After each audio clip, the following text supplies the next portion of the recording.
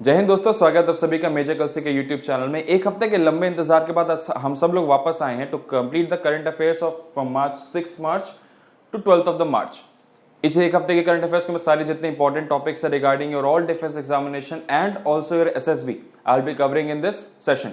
But before proceeding to the video, last की video में एक एक्स यूपी पांडे नाम के यूट्यूबर थे, उनका एक डाउट था कि एनडीए का कट ऑफ कितना जाता है। Let me cover that doubt first, then we will clear to the will proceed to the next our task for today.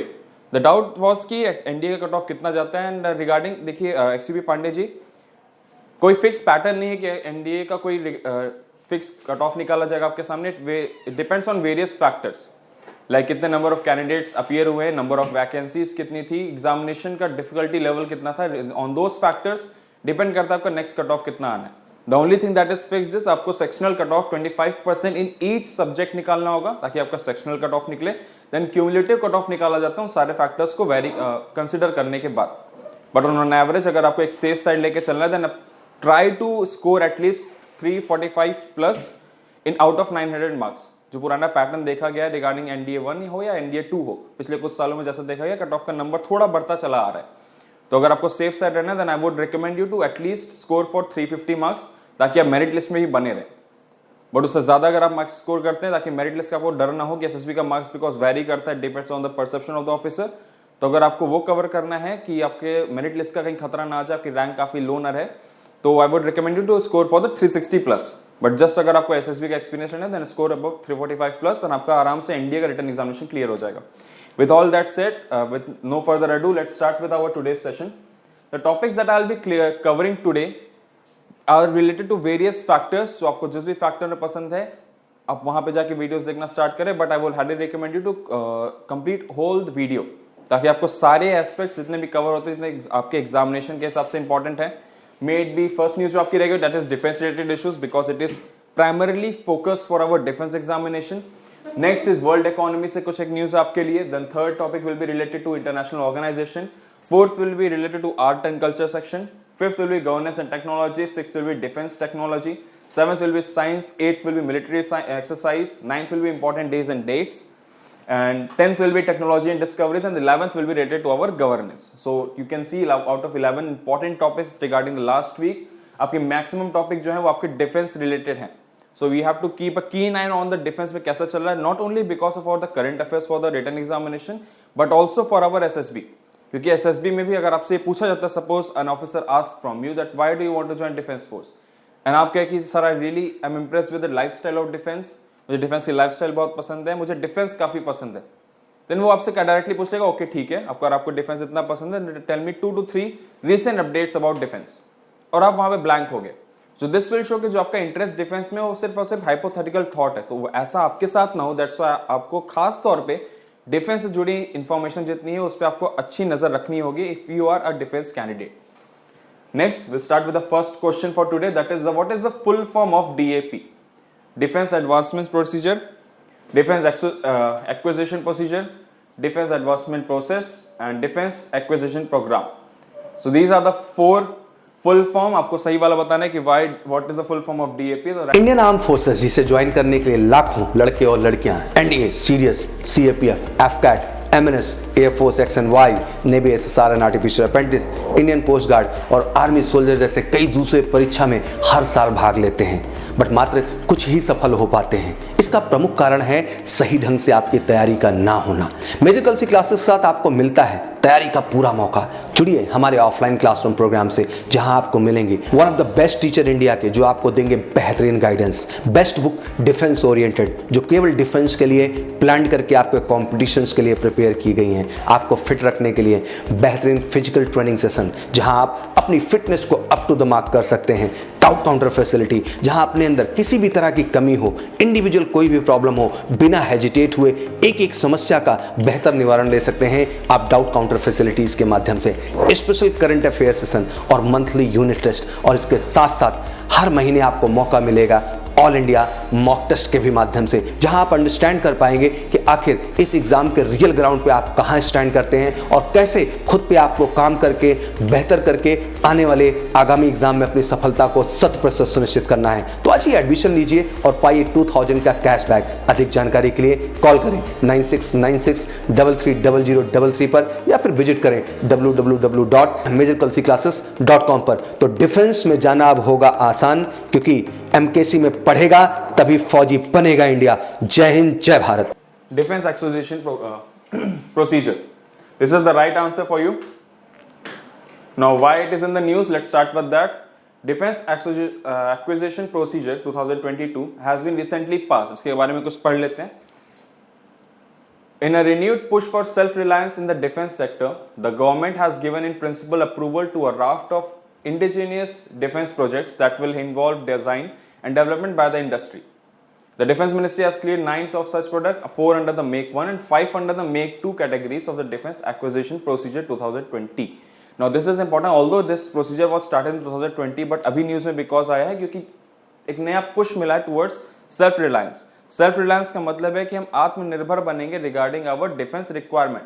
Because अगर आप डिफेंस से जुड़े हैं, आपको हल्का फुल्का भी आइडिया होगा, तो you must have been knowing कि जितने हमारे मेजर एयरक्राफ्ट्स हैं, हमारे वेपन्स हैं, जितनी भी इंपॉर्टेंट चीज़ें हमारे पास हैं, may be S-400, may be Rafale, जो भी न्यूज़ में हमारी टेक्नोलॉजीज आती हैं, these are all taken from the outside India. International trade होता है हमारा इन सब चीज़ों का।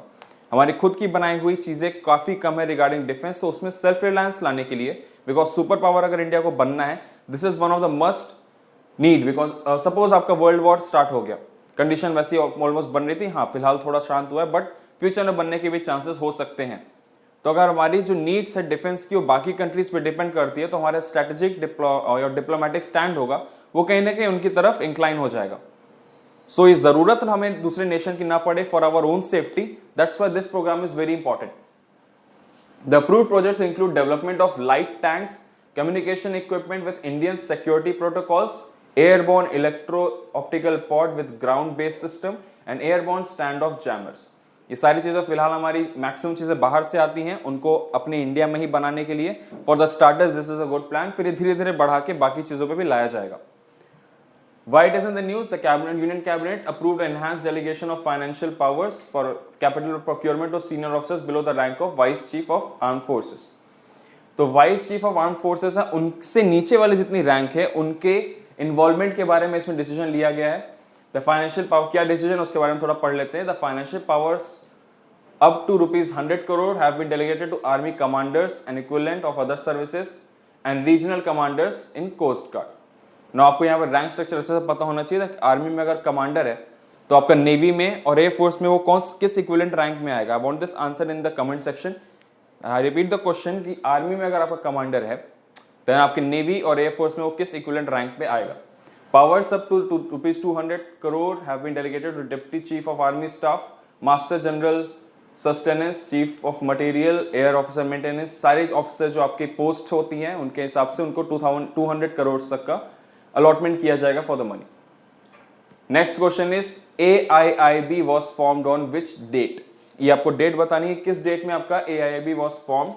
The correct answer for this will be 16 of January 2016. Now let's know a little bit more about what is AIIB.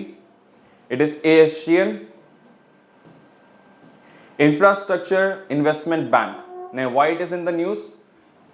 AIIB has put all activities related to Russia and Belarus on hold under review on the wake of the current conflict of Ukraine. Now ऐसा आपको देखा जाएगा, although India stand is towards Russia, but बाकी जितने भी world हैं वो कहीं ना कहीं बॉयकॉट कर रहे हैं रशिया को, and Russia is facing a major financial crisis because of all these stand. तो उसमें एक नया स्टेप जो लिया गया, that is because of the AIIB. AIIB refers the situation as war in Ukraine and the closest to invasion that any Chinese government affiliated institution has until now described the situation in the East European country. Impact क्या होगा इसका? After years of life in growing global economy connected, Russians find themselves in a country increasing unplugged from the world.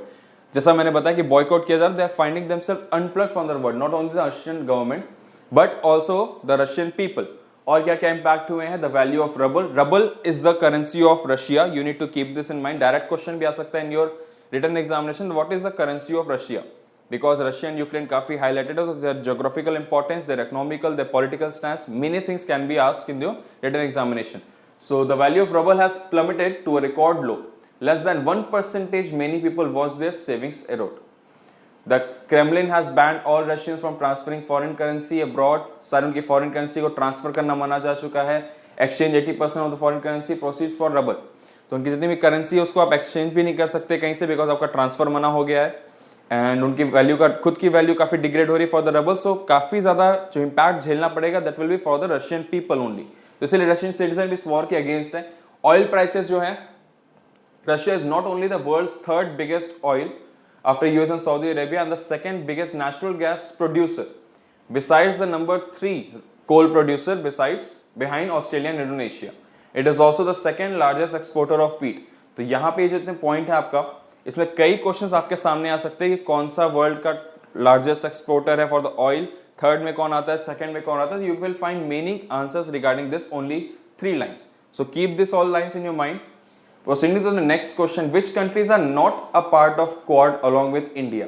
So India का जो quad formation हुआ है उसमें कौन सी country India के साथ पार्टिसिपेट नहीं करती है, that is the question. Always focus on this part. अक्सर लोग क्वेश्चन पढ़ने में जल्दीबाजी करते हैं कि टाइम लिमिट कम है तो there is a pressure of the clock on your head, तो आप क्वेश्चन पूरा नहीं पढ़ते हैं. You seriously miss out the not section या फिर which of the following is not correct. तो नॉट वाले वर्ड को खास तौर पे ध्यान देना है कि which of the following country is not a part of Quad along with India. So there are various Quads. So to clarify the doubt, I have written with India.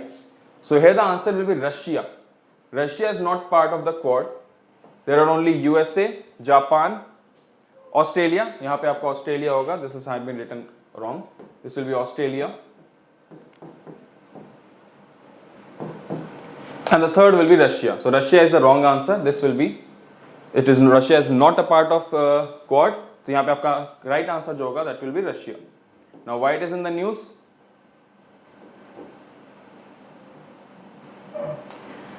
On 3rd of February 2022, the Prime Minister Narendra Modi participated in the virtual summit of Quad leader. तो US president Joe Biden थे, Australian prime minister Scott Morrison and Japanese prime minister Fumio Ishida, ये सारे आपके जो important आप faces देख रहे होगे, आपने पार्टिसिपेट किया था क्वाड्रिलैटरल सिक्योरिटी डायलॉग QSD, या फिर इसका short form quad is a strategic security dialogue between United States, India, Japan and Australia. ये चाइनीज इकोनॉमिक और मिलिट्री पावर जब बीच में काफी ज्यादा इंक्रीज होना शुरू हो गए थे in the south southern Indian ocean या फिर साउथ एशियन पूरे रीजन में, तो उसको काउंटर करने के लिए ऑस्ट्रेलिया ने पहल करी थी इंडिया, जापान एंड यूएसए के साथ. Because India, Japan and USA were already participating. Australia कुछ टाइम के लिए हट गया था इसमें से, बट वापस से इसमें पार्टिसिपेट किया. 2016 में Australia backed out from it, but after the increasing influence of China ये वापस से पार्टिसिपेट किया था in your quad formation. Chinese issued a formal diplomatic protest to Quad members and call it Asian NATO. Chinese उसको Asian NATO बुलाता है. और vision जो है क्वाड मेंबर्स का, that is free and open Indo Pacific and rules based maritime order in the East and South China seas. South China sea का जहां भी नाम आएगा that is important for your written examinations. Quad's first in-person summit was held in Washington, September 2021. Japan is scheduled to host the next in-person summit of Quad later this year.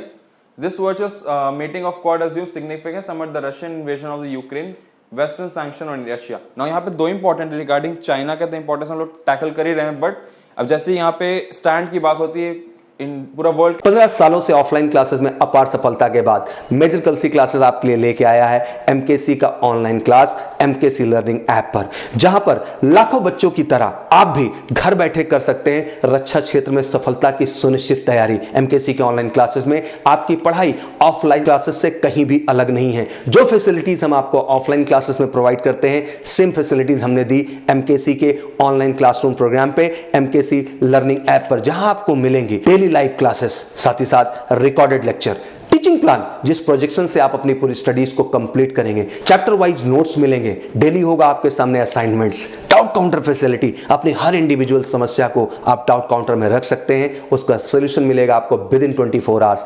Online test, proper interactive session जहां 1-to-1 अपने teachers के साथ आप interact कर सकते हैं, daily attendance जिससे monitor की जाएगी आपके अटेंडेंस और रेगुलरिटीज के विषय में, डाउनलोड डॉक्यूमेंट्स, दैट मीन कुछ डॉक्यूमेंट्स को डाउनलोड्स करने का भी अधिकार आपको होगा, डेली करंट अफेयर की क्लासेस चलेंगी और सारे के सारे एग्जाम ओरिएंटेड टिप्स मिलेंगे। तो फिर इंतजार किस बात का है, फटाफट उठिए और तेजी के साथ डाउनलोड करिए गूगल प्ले स्टोर से MKC लर्निंग ऐप का और बढ़ाइए अपना कदम रक्षा क्षेत्र की ओर। Wish you all good luck. जय हिंद, जय भारत। कहने कहीं बाइपोलर हो गया था towards the east ideology and the west ideology. तो USA was against Russia, but India जो था वो रशिया को बैकआउट किया था by abstaining from voting in the United council. तो वहां पे इंडिया और यूएसए के थोड़े बहुत रिलेशन थे वो कहीं ना कहीं खराब हो रहे थे।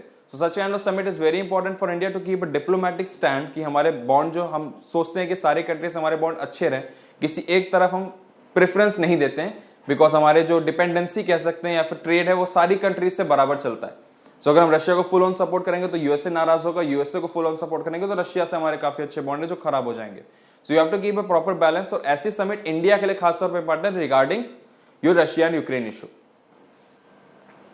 नेक्स्ट क्वेश्चन, कलियट्टम फेस्टिवल है वो निम्नलिखित में से किस राज्य में आयोजित होने वाला एक वार्षिक उत्सव है? Annual festival held in which of the following state? The right answer for this will B Kerala. Kerala is the right answer for you. Now let's know about what is this festival.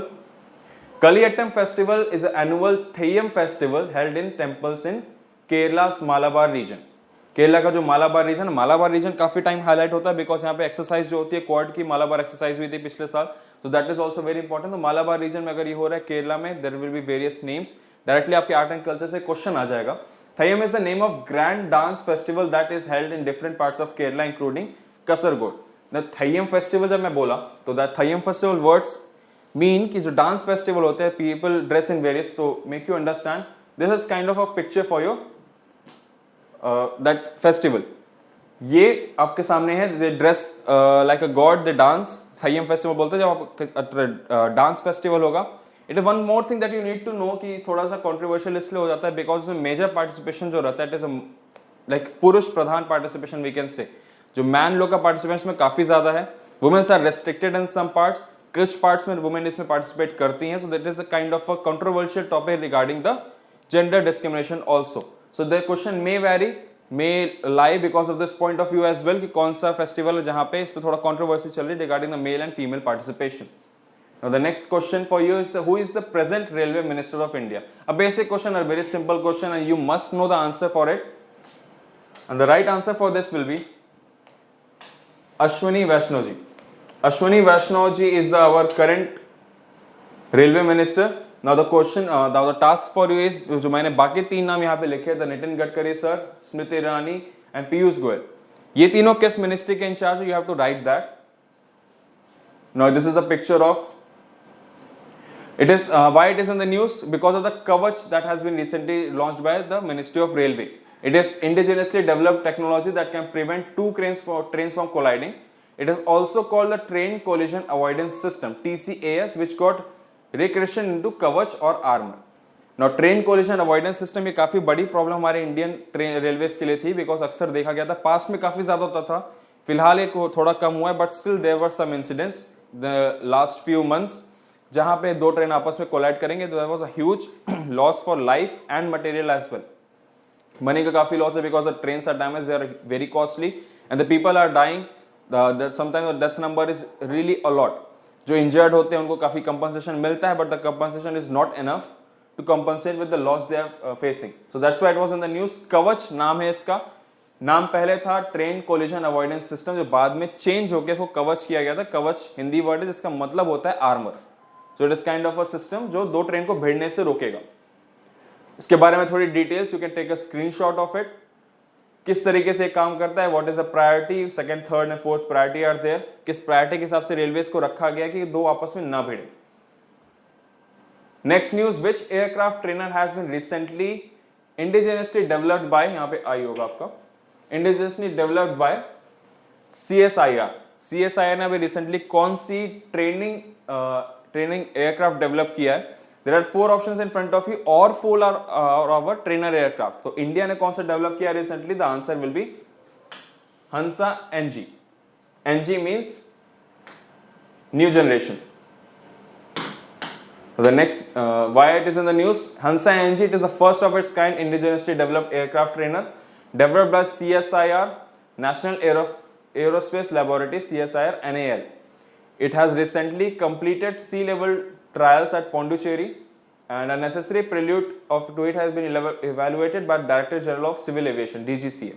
Hansa NG designed to meet the need for the trainer aircraft by flying clubs in India. अब India में अगर आपको majorly जो इतने भी air force वाले candidates हमारे, if you are going for the air force, if you are from the NDA entry या फिर एफकैट से हो, या फिर अगर आप सीडीएस एएफए से भी जाते हो, your main aim is to become a flying officer. So you will be trained under some certain trainer aircraft. So ये आपके लिए काफी इंपॉर्टेंट है. That suppose if you get selected, I wish you get selected, तो वहां पे आपको जाने के बाद maybe you get a chance to get training under this Hansa NG. You will remember the time जब आप इसके बारे में पढ़ रहे थे. Now you are training under it. This is the trainer aircraft की इमेज आपके सामने, how it looks. Seventh, who became the first Indian to get selected for Boltzmann medal? Is it Dr. Amit Singh, Dr. Kanika Biswas, Dr. Binoy Kumar, या फिर Professor Deepak Dhar? The right answer is D, Professor Deepak Dhar. He was a alumni of Allahabad University also. This is his photo. He is the first Indian to be selected for Boltzmann medal. Now let's know about Deepak Dhar. Physicist from Indian Institute of Science and Education and Research, Pune, has been selected for Boltzmann medal. ये पहले Indian है जिनको ये award मिलने वाला है. Boltzmann medal जो है ये दिया जाता है by the commission on statistical physics C3 of international union of pure and applied physics. It was initiated in 1975. यहाँ पे 2 पॉइंट आपके रिगार्डिंग रिटन एग्जामिनेशन दैट कब ये इनिशिएट हुआ था बोल्ट्जमान मेडल आ सकता है, और ये कौन देता है इसको. Which of the following organization will give this award? तो इस टाइप के भी 2 क्वेश्चन आपसे इनडायरेक्टली पूछा जा सकता है regarding this news. The next, the medal which honors outstanding achievements in the field of statistical physics has been given to 1 or 2 person once in 3 years. हर 3 साल पे 1 या 2 लोगों को ये दिया जाता है. That's why it is very important. और पहले इंडियन है हमारे दीपक धार सर जो इसके लिए नॉमिनेट हुए हैं. It is given only once to a person or on the condition that the person has not won the Nobel Prize so far. इसी कंडीशन पे दिया जाता है कि इंसान को एक ही बार मिलेगा, और अगर उसको नोबेल प्राइज नहीं मिला है तब जाके उसको बोल्ट्जमान मेडल मिलेगा, अदरवाइज दोनों अवार्ड किसी के पास नहीं हो सकते. Now the next news, Slinex, it is related to a naval exercise, defense exercises. Slinex is a naval exercise between India and which country? Myanmar है, श्रीलंका है, सोमालिया है या बांग्लादेश है. Not a very simple trick is to SLINX है, तो SL means Sri Lanka, IN means India, X means exercise. तो maximum defence exercise जो आपकी होती है, अगर आप उसके एक्रोनिम पे ही फोकस करो तो लेटर्स जो होंगे वो कंट्री के नाम से मिला के बनाए जाते हैं. So if you focus that is SL, तो that means Sri Lanka is the nation for this. This is a image from March 7 to 10th, the 9th edition of the Indian and Sri Lankan Navy bilateral maritime exercise, SLINX, Sri Lanka Indian Naval Exercise, as I've told you, will be held at Visakhapatnam. Sometimes this question is very important कि आपसे पूछ लेंगे कि exercise हुई कहाँ पे थी.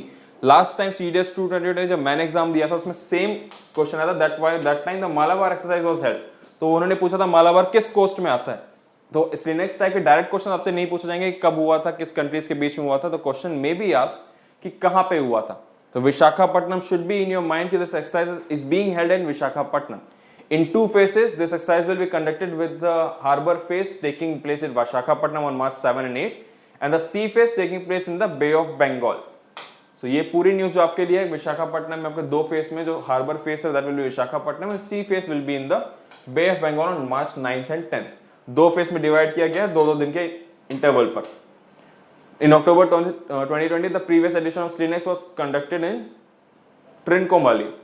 कभी कभार लास्ट ईयर का भी पूछ सकता है, ऑल्दो दिस इज रेयर कि आपके पिछली बार वाला पूछा जाए, but still may be UPSC exam conduct कराएगी आपका एनडीए का और सीडीएस का, तो कोई चांसेस काफी हद तक है कि यहाँ पे आ सकता है. ऑल्सो वो जो सीएपीएफ के एग्जामिनेशन कुछ महीनों में आने वाले हैं उनके लिए भी इंपॉर्टेंट है काफी, regarding both your paper A जिसमें आपको एमसीक्यू करना है, पेपर बी जिसमें आपके डिस्क्रिप्टिव पेपर आते हैं. पार्टिसिपेंट कौन कौन है, पिछली कुछ सालों पहले क्वेश्चन आए थे regarding this quad exercise also. उसमें शिप के नाम पूछता है कि कौन सा शिप इंडिया के साइड से पार्टिसिपेट किया था या कौन सा शिप श्रीलंका के साइड से पार्टिसिपेट किया था. For that you must keep this in mind that SLNS means Sri Lankan naval ship. Sayurala, an advanced offshore patrol vessel, will represent the Sri Lankan Navy, while the Indian Navy will be represented by INS Kerch. You need to keep this name in your mind. A guided missile corvette. Advanced light helicopter ALS seeking INS Jyoti. ये है दूसरा नाम आपके सामने, सी king तीसरा नाम है आपके सामने। A fleet supported tank, Dornier maritime patrol aircraft, Chetak helicopters are among the Indian navy's other participant. So इतने चीजें इंडिया के साइड से पार्टिसिपेट कर रही हैं। So you have to keep the name of the technologies in mind कि कौन सी naval ship, कौन सा एयरक्राफ्ट, कौन सा आपका हेलीकॉप्टर्स पार्टिसिपेट कर रहे हैं in your naval exercise. Next question is, when is International Women's Day celebrated? Now this question is very simple for you. It is on 8th of March. You have to keep this in mind because recently a year, so you must have this in mind. But there's the tricky question that can be asked with you. इसकी हाँ पहले इसके बारे में पढ़ लेते हैं. The 8th of March, Women's Day is celebrated across the globe. This day is dedicated to women to talk about their achievement and journey they have taken to better their lives. The theme of International Women's Day is Gender Equality Today for the Sustainable Tomorrow. Is the theme काफी important है regarding written examination. And hashtag चला था break the bias system जो होता है regarding the gender discrimination, stereotypes है, prejudice है, discrimination not on the large scale as well as on the mindset of our people कि लड़कियों को यहाँ नहीं जाना चाहिए, वो आगे पढ़ाई नहीं कर सकती। Simple kind of dedication discrimination जो होता है हमारे नेशन में, पूरे वर्ल्ड में, उसको तोड़ने के लिए हैशटैग निकाला गया था, that was break the bias. Now this is very important कि हमारा जो चेंज ऑफ लाइफस्टाइल हो रहा है, पहले जो मूवमेंट्स होते थे they were very huge, now जो मूवमेंट है काफी ज्यादा बड़े लेवल तक हो सकते हैं because of the availability of software everywhere, that is our Instagram, Facebook and the social connectivity that people have globally. उसकी वजह से हमारे जो हैशटैग्स होते हैं वो काफी ट्रेंड करते हैं। एंड जो रिसेंट देखा गया था हमारे एयरफोर्स का जो इशू हुआ था, हो रहा है फिलहाल, हमारे जो एयरमैन है जिनके रिजल्ट नहीं आ रहे हैं, उसके लिए हैशटैग इशूज हमने भी निकाले थे और कई टीचर्स ने निकाले थे, even the students were supporting a lot. तो हैशटैग इशू काफी हद तक इफेक्टिव रहता है। This is example in front of you. The theme was gender equality today for sustainable tomorrow. Now the question that may trick you here is the women's day in India. National women day and international women day are two different thing. जो हमारा international women day that is on 8th of March, national women day is celebrated on February 13, जो commemorate करता है सरोजिनी नायडू के birthday को। She was the pioneer in women's rights advocacy. Sarojini Naidu was called the Nightingale of India and was poet as well as a political leader. काफी बढ़ चढ़ के इन्होंने हमारे नेशनल मूवमेंट में हिस्सा लिया था। She went for the round table conference. Only women from India who went for the round table conference. तो सरोजिनी नायडू के बारे में आपको पढ़ना बहुत जरूरी है। If you are talking about women empowerment, National Women's Day आपका होता है Feb 13 को, International Women's Day on 8th of March. Never get confused regarding that. 10th question, which IIT NSM has deployed the Param Ganga? परम Ganga is a super computer. तो किस IIT में NSM ने इसको डिप्लॉय किया है? And the right answer for this will be D, IIT Roorkee has been given this opportunity. Param Ganga ये आपका सुपर कंप्यूटर है, you can look at the image. The national super computing mission NSM has deployed Param Ganga, a super computer at IIT Roorkee with a supercomputing capacity of 1.66 petaflops. The system is designed and commissioned by CDAC under phase 2 of the build approach of the NSM. Now, मैं ज़्यादा technology में नहीं जा रहा हूँ, technical aspects में, because वो आपसे डायरेक्टली एग्जाम पर्सपेक्टिव के हिसाब से इंपॉर्टेंट नहीं है। इंपॉर्टेंट जो आपके लिए है वो ये है, NSM का फुल फॉर्म क्या होता है? National super computing mission. कहाँ पे किया गया था? सुपर कंप्यूटर का नाम क्या? दैट इज परम गंगा। कहाँ पे किया गया? That was IIT Roorkee. These 3 points you should keep in mind only for your exam perspective. National Supercomputing Mission NSM, it is being steeredly joined by the Ministry of Electronics and Information Technology and the Department of Science and Technology DST, and are implemented by the Center of Development of Advanced Computing CDAC and Indian Institute of Science IISc Bangalore. The 4 major pillars of NSM are namely infrastructure, application, R&D and HRD. R&D means research and development, HRD means human resource development. Next question in front of you, the last question for today is, National Land Monetizing Corporation NLMC functions under the administrative jurisdiction of which ministry? Now I want you to type this answer in the comment section.